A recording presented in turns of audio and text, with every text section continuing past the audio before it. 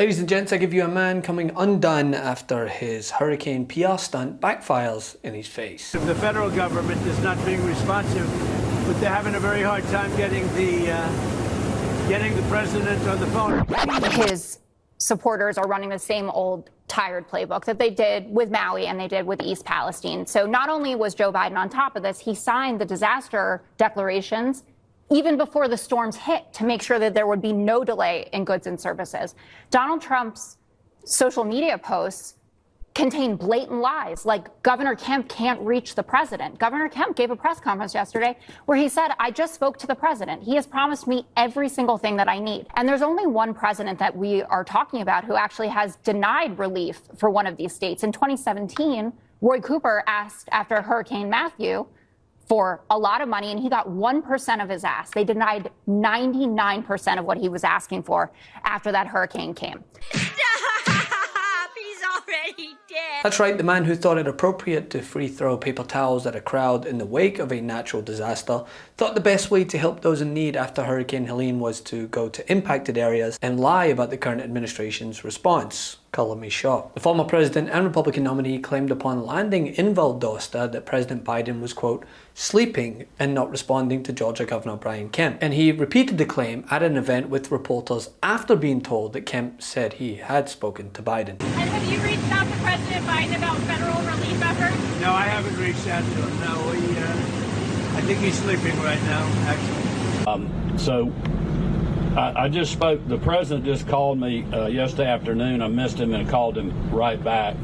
And he just said, hey, what do you need? And I told him, you know, we got what we need. We'll work through the federal process. He offered that if there's other things we need, just to call him directly, which I appreciate that. And it appears not only were Fox News not going to allow the lies to go unchecked on their regular program. The federal government is not being responsive, but they're having a very hard time getting the president on the phone. But Governor Brian Kemp said earlier that he did speak with President Biden yesterday after initially missing his call. As of this morning, he said that he and Vice President Harris were playing phone tag. Meidas' mighty favourite Jessica Tarlov was on hand to remind her co-hosts on Fox News at 5 that yes, Trump is a bald-faced liar. But also, let's compare how these administrations have responded to natural disasters. Jessica, how do you see it? Dramatically differently from how my colleagues see it. So just a couple notes. Trump closes strong in Georgia. He lost Georgia. So I guess if someone had found him 11,237 votes, it would have gone better, but he's a loser there. I meant by Starlink. campaign activity. Oh, he shows up a lot and people see him and then they vote against him.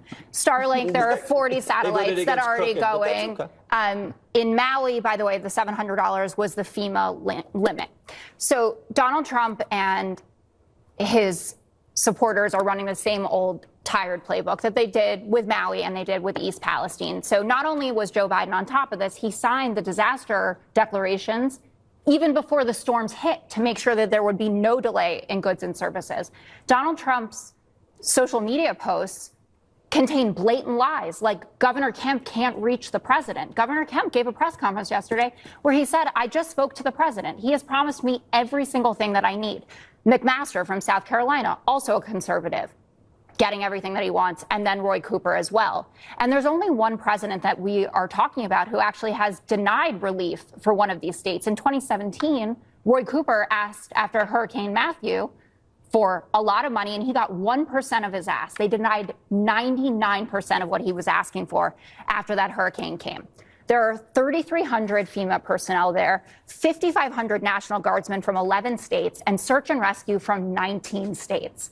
That doesn't reduce the devastation of this and how horrific it is, but to say that Joe Biden and Kamala Harris are out to lunch during this, or they're sitting on a beach reclining there, they are clearly giving them what they need. They will be showing up when it is appropriate. And it's different for Donald Trump, who is not in office. He's just a guy trying to be president again to show up and throw some bounty at people versus someone who's actually the commander in chief and doesn't want to distract from what's going on. And as Dana said, Governor Cooper said, I will let you know when it is appropriate for you to come. And same goes for Georgia, South Carolina, Tennessee, all of it. He has moved over to demonizing immigrants, even legal ones like the Haitians, or taking the numbers that we were talking about on Friday, the number of, quote unquote, convicted murderers, rapists, et cetera, and saying this is all Biden and Harris's fault. And to the extent, to speak to its inaccuracy, the Department of Homeland Security had to release a statement saying that the ICE figures were being completely misinterpreted, saying the data includes individuals who entered the country over the past 40 years and also includes people that are in jail, not people who are out there roaming the streets.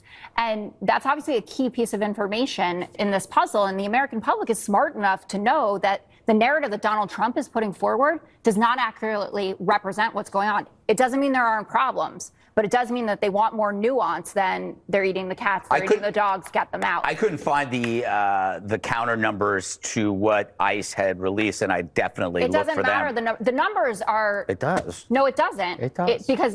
Because on Friday when we talked about this, the idea was that this was a Biden-Harris problem. No one said, except for me, I think, that this covers the entire timeline. No, that someone who entered under H.W. Bush. And if the stark contrast wasn't apparent after this evisceration, which is all I can call it, Vice President Kamala Harris reported to the FEMA headquarters to give a press conference on the tragic situation, but unlike her opponent, who'd rather spread lies regarding the current administration's efforts to help, just watch how she addressed FEMA workers after the cameras were off.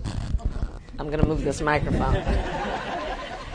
Hey guys, I'm going to do the tour right now, but I really do mean what I said. I know the work that you all are doing, and it is so critically important. The people on the ground right now, we know that communications are still down for so many people, which means that they don't know necessarily what is being done right now by all of you to help them.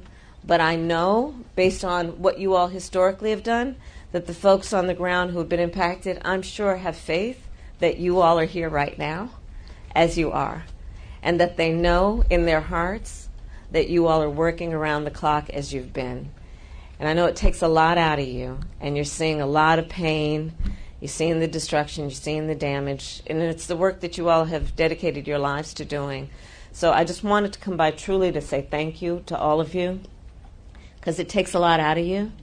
And when you're interacting with folks who are on the ground and need help, they look in your eyes to see, is everything going to be okay? And sometimes you're not sure, right? But you do everything you can to make sure everything's going to be okay. And that's a strength that you uniquely have when you do this kind of work that you all do. So thank you for all that you are doing. Let's keep it up. I know we have many, many hours ahead of important and critical work, but you guys are just the best of anything that we could hope for in our country. So thank you all. Thank you. Madam Vice President.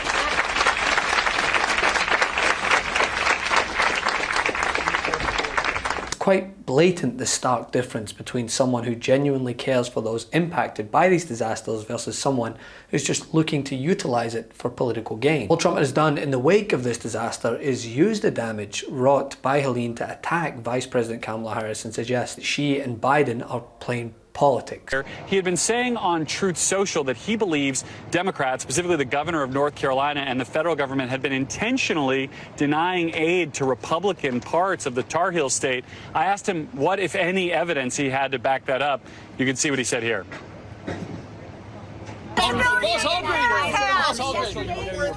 Democrats intentionally not getting aid to Republican areas. What was that in reference to? Governor Kemp did call. Where's that coming from? Biden did call Governor Kemp yesterday. Any evidence for that, Mr. President? You got to vote Trump, people.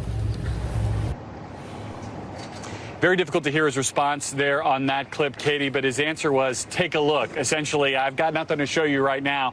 Go find it yourself. Another from the kind of Trump staple of responses when pressed on something like this. I tried to follow up with him a little bit further down the rope line, but didn't have any better luck there. I have received regular briefings on the impact of Hurricane Helene, including from Administrator Criswell. And over the past 24 hours, I have spoken with Governor Kemp of Georgia, Governor Cooper of North Carolina, and many local officials. I have shared with them that we will do everything in our power to help communities respond and recover. And I've shared with them that I plan to be on the ground as soon as possible.